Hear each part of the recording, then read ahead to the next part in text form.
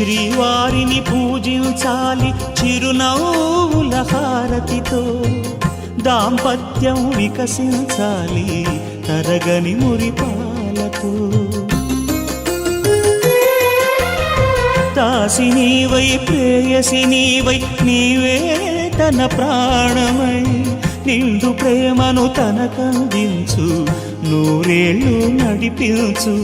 పతి ఆరోగ్యమే సతి సౌభాగ్యమై, ఈ బ్రహ్మముడి విడిపోదు తల్లి ఎన్ని జన్మలైనా.